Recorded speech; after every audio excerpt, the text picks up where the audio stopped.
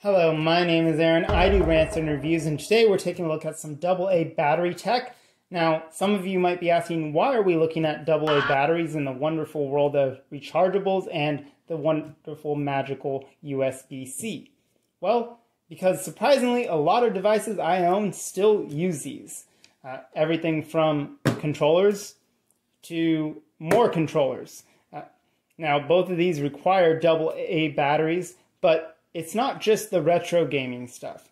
Even some newer mice like this Razer Basilisk X Hyperspeed, which I've reviewed on the channel, it still uses a AA battery.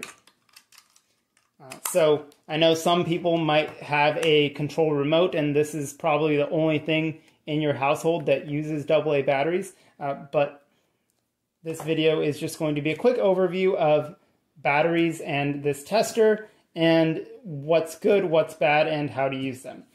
So this battery tester, I got it online for a couple bucks with my own money. I'm not sponsored by whoever makes this super cheap piece of plastic.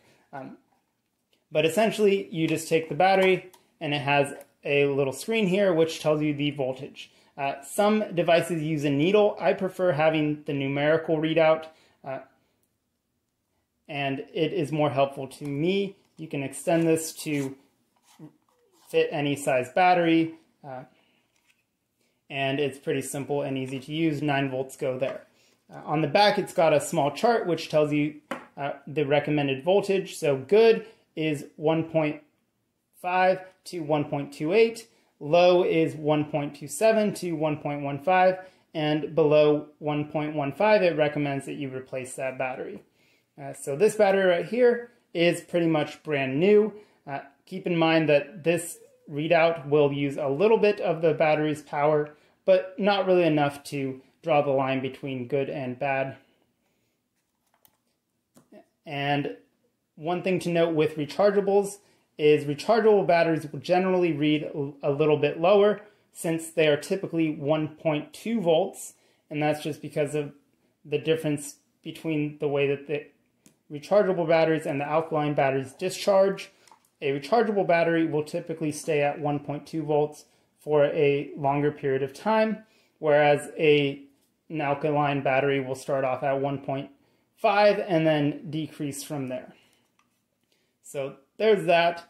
Something like this, RIP Toys R Us. Remember when they were a thing and not just some weird sideshow for Macy's? Yeah, that's a thing now. So this is 1.16, which according to this is replace. However, I still keep these because they work in remote controls, like I said. So something super low drain will still accept older batteries that are not as good. However, something to be cautious about is mixing old and new batteries. You've probably seen that warning before. And the reason you don't want to do that is because if you were to put something with 1.5 volts and something with 1.1 volts, if you put these together, it's going to force a lot of power through that older battery, and it's going to potentially cause it to leak, which is bad. This is a battery leak. You've probably seen that. This is bad. Don't touch that. It's battery acid.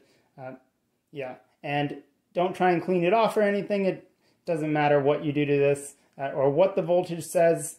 This is just trash and you should get rid of it.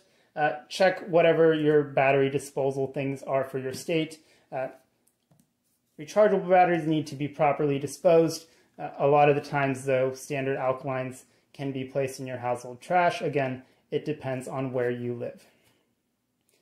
So I still keep these for low drain devices. So that leads me to my next point, which is just kind of what to use batteries for. So high-drain devices, such as a video game controller, where you are constantly inputting things, these are going to require a newer battery, so something that's 1.3 volts or above.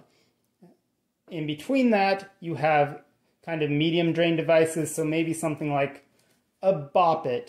Do they still make those? I don't know why that was the first thing I thought of.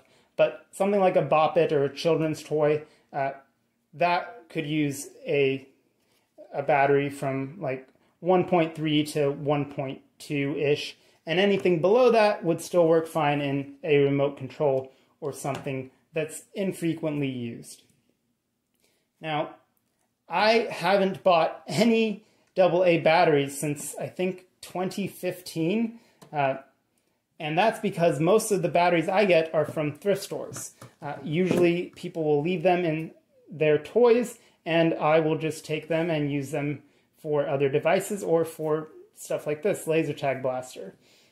So this uses 6 AA batteries, and I know that I typically refer rechargeables, but in this case, if this device had a rechargeable, it's so old that at this point it would have been long dead and past its lifespan, or it would have reached the end of its charge cycles, and that would have basically made this a giant piece of e-waste, which is a shame.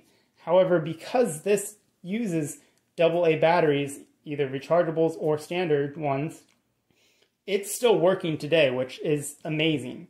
So old tech and stuff is cool, and the fact that it uses this standardized battery is a positive in my opinion, whereas a lot of newer things use some embedded proprietary rechargeable that's not user replaceable, and so once it dies, you're kind of out of luck and just have to buy a new one.